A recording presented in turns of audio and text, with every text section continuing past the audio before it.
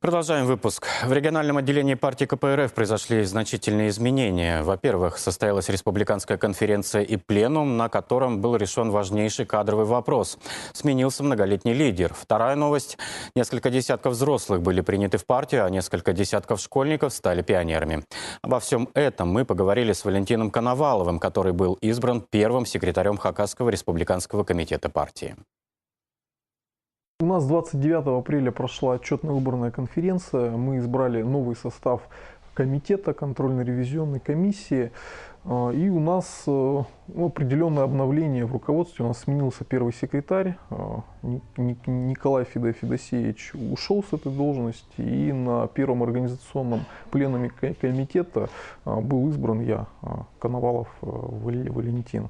Сегодня мы работу настраиваем. Вы знаете, что предстоят выборы крупные у нас, региональный Верховный Совет, выборы главы республики. В Абакане большая избирательная кампания. Здесь и глава Абакана избирается, и Совет депутатов.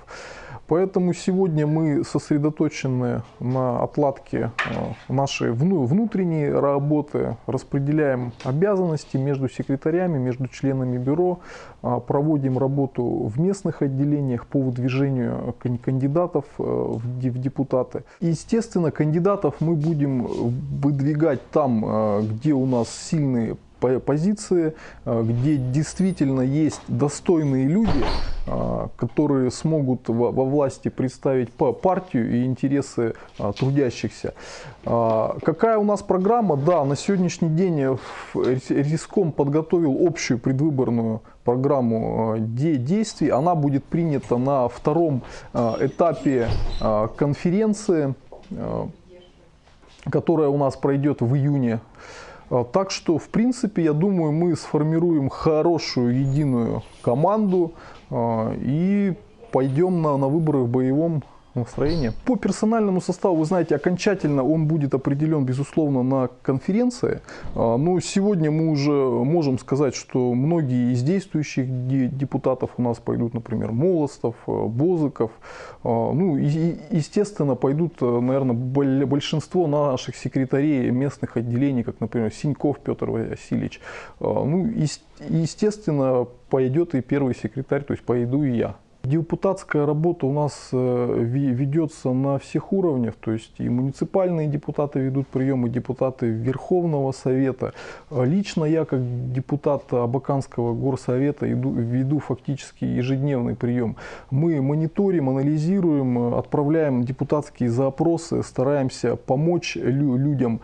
На сегодняшний день, какие основные проблемы, с которыми приходят? Это сфера ЖКХ. Она у нас очень проблематична, вы знаете, это и постоянный рост тарифов, в ряде случаев необоснованный. Это и проблемы с расчетами, когда население видит, что где-то идет какая-то огромная накрутка, она совершенно не обоснована. Люди идут к нам. Есть проблемы, конечно, и с трудовым законодательством. Довольно часто обращаются. Незаконные увольнения, начисление зарплаты, которая не соответствует минимуму. Это и проблемы чисто гражданско-правовые. Есть большой пласт, связанный с пенсионным законодательством. Люди в ряде случаев считают, что пенсия начисляется в меньшем размере, чем она должна быть. Либо человек считает, что он раньше должен был выйти на пенсию. В таких случаях мы стараемся помочь, и, наверное, в большинстве из них помогаем.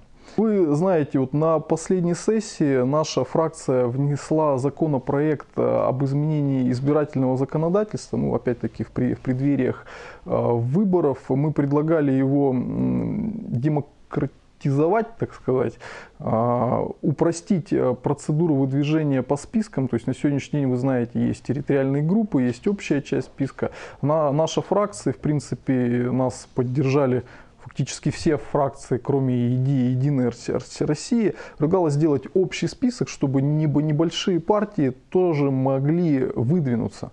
Но, к сожалению, данное предложение не прошло, поскольку большинство членов Единой России, которые в Верховном Совете, его не поддержали. Фракция Коммунистической партии и в Государственной Думе, и в Верховном Совете у нас здесь в Хакасии неоднократно выходила с инициативой принятия закона о детях войны, который подразумевал бы льготы для данной категории населения, которая действительно перенесла на себе всю тяжесть военных невзгод и всю тяжесть восстановления страны после разрухи Великой Отечественной войны.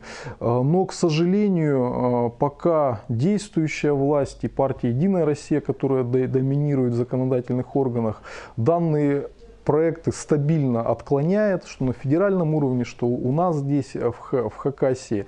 Но мы работу по тому, чтобы добиться все-таки принятия этого закона, проводим фактически в ежедневном режиме, находимся в постоянном контакте с руководством этой организации. У них происходит постоянный учет членов, пытаемся сформировать как-то общественное мнение, чтобы все-таки подтолкнуть власть к принятию данного, действительно нужного законопроекта. Поскольку мы знаем, что ветеранов уже осталось единицы, а дети войны еще пока живы, и мы, как благодарные потомки, все-таки должны отдать им ту дань, которую они заслуживают. В центральный офис отделения партии часто обращаются избиратели и рядовые граждане с просьбой о помощи. Записываются на прием к депутатам Государственной Думы от КПРФ, которые регулярно приезжают в Хакасию. В конце мая предстоит приезд, в частности, депутата Госдумы Афонина Юрия Вячеславовича. Посещение вообще нашего региона, оно для него стало традиционным. Вы помните, приезжал у нас где-то год назад. Мы надеемся, что Юрий Вячеславович тут определенные наши накопившиеся проблемы, с которым приходило население, нерешенные, которые требуют решения на федеральном уровне, возьмет на себя и продвинет их. Растут ряды республиканского отделения КПРФ. За последнее время в партию принято несколько десятков жителей республики. Пополняются ряды пионерской организации. 19 мая, День пионерии. Считаю, что провели мы его достойно. Часть пионерских организаций у нас выехала в Шушенское. Там провели слет, линейку, приняли новых пионеров. Линейка прошла в Абакане, тоже около 10 человек приняли. Праздник понравился всем. У нас даже Шушенский музей на своем сайте написал статью такую в ярких тонах. Напомнили мы людям, что пионерская организация жива. И в целом могу сказать, по республике мы в этот день приняли 50 пионеров.